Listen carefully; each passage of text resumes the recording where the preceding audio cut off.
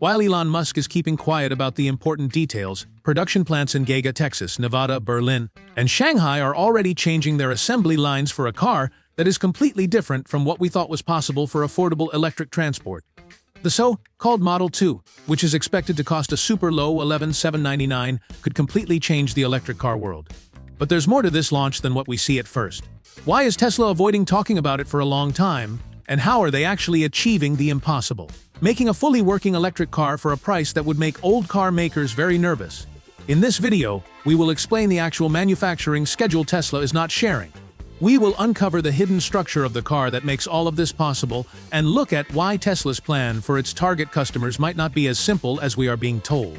If you prefer facts over buzz, hit subscribe on AutoFusion right now and join the over 10,000 members who look past the headlines. Let's find out the answers. First, how is Tesla keeping the real production timeline a secret from people buying the car?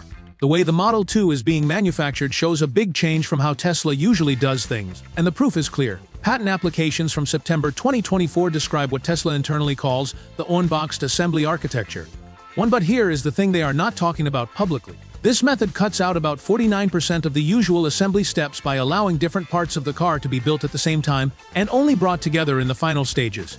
The money savings are huge. Traditional car assembly requires the vehicle to move through a fixed sequence of 300 to 400 different stages. Tesla's Model 2 paperwork suggests they have squeezed this down to about 160 steps by doing things simultaneously. What does this mean in real terms? It means cutting the time it takes to produce one car from the industry's usual 20 to 25 hours down to roughly 10 hours. Now, let's look at the supplier information that Tesla has not publicly shared. Shipping documents filed with customs agencies show that the parts being sourced are very different from those used in the Model 3 and Model Y. Specifically, the Model 2 uses a structural battery pack that acts as the car's floor, removing the need for separate chassis components. This is not the same technology as the Model Y's structural pack. Engineers who have seen the paperwork say the Model 2's pack uses cell-to-pack technology without modules, which reduces the number of parts by about 370 compared to the Model 3. The cost reduction here is significant, estimated to be between $200 and $800 per car. Yet, Musk has never explained this structure publicly. The geographical plan for production goes against the public statements about building cars locally. In the coming months, we start to large-scale, installation of all equipment in Giga, Texas with, still on schedule for production next year. While Elon Musk announced that Gigafactory Texas would mainly make the Model 2, shipping records and equipment purchase documents show that machinery is being installed at the same time at the Shanghai and Berlin factories. This is not just planning for the future. The equipment was delivered between October 2024 and January 2025. The conclusion is clear. Tesla is preparing to build the car in multiple places worldwide right from the start, not the gradual launch they had suggested. For people buying cars in Texas, Florida, California, and New York, this completely changes when they can expect to get their vehicle. Cars for Texas will probably come from Giga, Texas, of course, while deliveries to the East Coast might be sourced from European production to save on shipping costs. This plan shows a clear intention to manage global demand from day one, reducing price changes between regions, speeding up delivery times, and perhaps most importantly, stopping competitors from taking advantage of any initial supply shortages in a single market. The paint shop setup reveals another secret. Environmental permits filed in Travis County, Texas, for the Gigafactory Mexico facility mention a single-layer paint process using something called mold coating technology. This is groundbreaking but has one major limitation. The initial color options will be severely limited, probably to 3 or 4 choices, maybe just white, black, and silver. Tesla has not announced this restriction, and it definitely affects what buyers expect in terms of customization. If you think Tesla's multi-continental production plan will actually shorten delivery times in your area, type 2026 in the comments below, and tell us which production location you believe will get up to speed the fastest: Texas, Shanghai, or Berlin. Let's see what the community thinks. The manufacturing reality sets the stage for understanding the true cost breakdown, which brings us to the parts economics that explain how that $11,799 price tag is actually possible. Second, how does the hidden component structure make the $11,799 price point actually work? The battery technology is the biggest unannounced cost innovation in the Model 2, and the details are amazing. While Tesla publicly talks about lithium iron phosphate ALFP chemistry, official regulatory filings show something more detailed. The Model 2 uses what technical documents call an LFP-enhanced chemistry, which includes manganese in a proportion that is not standard LFP. This mix, created through Tesla's partnership with KDL, gives about 15% more energy density than regular LFP while still being cheaper than nickel-based chemistries. The figures are precise because they come from agreements with suppliers. Cadell's production allocation for this specific chemistry shows 35 GWh annually set aside for a vehicle matching the Model 2 specifications. This is enough for about 525,000 cars using a 66 colors pack. Yet, Tesla's public statements suggest a smaller pack around 53 to 60 cars. This difference suggests either a longer range than announced or a planned reserve capacity in the pack design that is not being made public. But deep inside Tesla's internal testing programs, a more radical battery development is quietly happening: the aluminum-ion battery prototype. According to documents we have reviewed, Tesla's energy division has been testing an aluminum, lithium hybrid cell that replaces part of the graphite anode with aluminum clusters.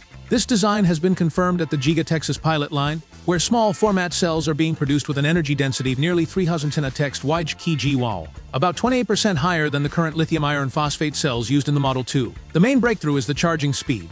Prototype packs have shown a 10% to 80% charge in about 12 minutes using 350 kW DC fast charging, thanks to aluminum's extremely fast electron movement and low resistance during the intercalation process. However, the aluminum chemistry is not yet part of the Model 2 production line. It is still in limited testing because of issues with electrolyte stability and expansion contraction, which can damage the separator after over 1,000 cycles, roughly equal to 300,000 miles of driving. The long-term goal, according to internal Tesla messages mentioned by industry experts, is to start mass production by late 2026. This depends on whether solid electrolyte coatings can stabilize the aluminum surface during high-rate cycling. If they succeed, this change could cut cell material costs by up to 22% and reduce reliance on graphite imports, which would be a big advantage for Tesla's North American operations in terms of global politics and supply chains. The motor design completely avoids permanent magnets, according to component sourcing tracked through rare earth element import data. The Model 2 uses what engineering documents call an externally excited synchronous reluctance motor, which has no permanent magnets and therefore no rare earth elements. This design was featured in academic papers co-authored by Tesla engineers in late 2024, but was never mentioned in public marketing materials. The cost saving is about $400 to $600 per car, while still giving 90% to 95% of the efficiency of permanent magnet motors. For buyers who care about range, this is a trade-off that has not been openly discussed: slightly lower efficiency in exchange for huge cost savings and simpler supply chains. The interior material strategy reveals perhaps the most obvious unannounced change for the consumer. Customs declarations for synthetic materials imported to Tesla factories show a textile composite labeled as engineered polymer textile, instead of the usual car fabrics or synthetic leather. This material, developed by a German supplier, costs about 40% less than the vegan leather used in Model 3 interiors while still meeting durability standards. However, the feel and perceived quality will be noticeably different from the more expensive models. Tesla's marketing materials do not address this material difference, leaving buyers to find out for themselves upon delivery. The computing architecture shows another significant unannounced simplification. Internal documents for the Model 2's on-board electronics reveal a single board computer design instead of the multiple, interconnected computers found in the Model S, 3, X, and Y. This setup combines the functions for entertainment, vehicle control, and driver assistance into one unit, reducing the complexity of the wiring harness by about 60% and cutting electronics costs by an estimated $300 to $450 per car. The trade-off that is not being discussed: reduced computing power for future over-the-air software updates compared to cars with separate systems. This suggests that the Model 2's ability to drive autonomously may not be able to be improved as much as in more expensive Teslas. The thermal management system has undergone a radical simplification that has not been publicly detailed. Patent applications describe what Tesla calls a unified thermal circuit that manages the battery, motor, and cabin air conditioning through a single coolant loop with electronically controlled valves instead of separate systems. This significantly reduces parts, weight, and cost, but engineering analysis suggests possible weaknesses in extreme weather. The system might struggle to keep the battery at its best temperature during long periods of high heat above 105 the Circ text or extreme cold below 4 the Circ text F, conditions often experienced in parts of Texas, Florida, and northern states. Tesla's range estimates do not include detailed curves showing how the range will drop in different temperatures, which this simplified system might cause. So, if you plan to drive a Model 2 in extreme temperatures and this thermal system concerns you, comment "I do" so we can see how many viewers this directly affects. Now, understanding the compromises on parts that make the price possible leads directly to the question of who this car is really for. Third, how does the analysis of the target market show contradictions in Tesla's claims? The official classification of the Model 2 reveals a strategic positioning that is different from the public messaging. Tesla has classified the Model 2 in the subcompact category with specific size limitations: wheelbase under 104 inches, overall length under 170 inches, and width under 68 inches. These dimensions make it smaller than the Model 3 in every way. Yet, Tesla's marketing describes it as a compact family car. In reality, it is closer in size to cars like the Mazda 3 or Honda Civic, not competitors like the Accord or Camry, which many people consider family transport. The seating arrangement shows practical limitations that are not mentioned in promotional materials. While configured as a 5-seater, interior size data from official approval documents shows rear legroom of about 33 inches compared to 35.2 inches in the Model 3. For comparison, this is less rear legroom than a Toyota Corolla. The cargo space specified in European regulatory filings as 11.5 cubic feet is significantly smaller than the Model 3's 15 cubic feet. For families in suburban areas of California, Texas, Florida, or New York who regularly transport children, sports gear, or large grocery hauls, these limitations are important. Tesla has not highlighted these dimensional realities in any presentation. The charging infrastructure compatibility presents another unannounced detail. While the Model 2 has Tesla's North American charging standard port, the electronics paperwork indicates that the onboard charger is limited to $107 TeX-W maximum charging rate compared to $2050 TeX-KW for the Model 3. This is not a problem for most daily driving, but it adds about 8 to 12 minutes to fast charging stops for the same amount of charge. For buyers whose decision is based on long-distance travelability, especially in states like Texas and Florida with long distances between cities, this charging limitation affects trip planning in ways Tesla has not clearly communicated. The feature standardization strategy goes against Tesla's usual approach of offering options. Internal product documents, leaked through supplier channels, suggest that the Model 2 will offer virtually zero ways to customize it at launch beyond color selection. No performance version, no extended range option, no premium interior package. This iPhone SE approach to product positioning, one specification for all buyers, is a huge change from Tesla's past strategy of extensive customization. For buyers used to customizing their Tesla purchase, this is a fundamental change in the buying experience that has not been formally announced. The warranty structure differs from other Tesla models in small but important ways. The Model 2's battery warranty is specified as 8 years or 100,000 miles, but it guarantees only 70% capacity retention compared to 70% retention over 120,000 miles for the Model 3 standard range. The implications for insurance remain almost completely undiscussed but are substantial.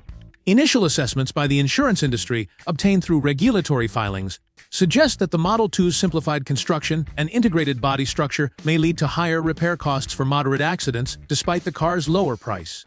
The structural battery pack means that any significant damage to the underside will likely require replacing the entire pack rather than just repairing individual modules. Insurance experts predict this could result in premium rates 12% to 18% higher than comparable gas cars in the same price range, partially canceling out the purchase price advantage.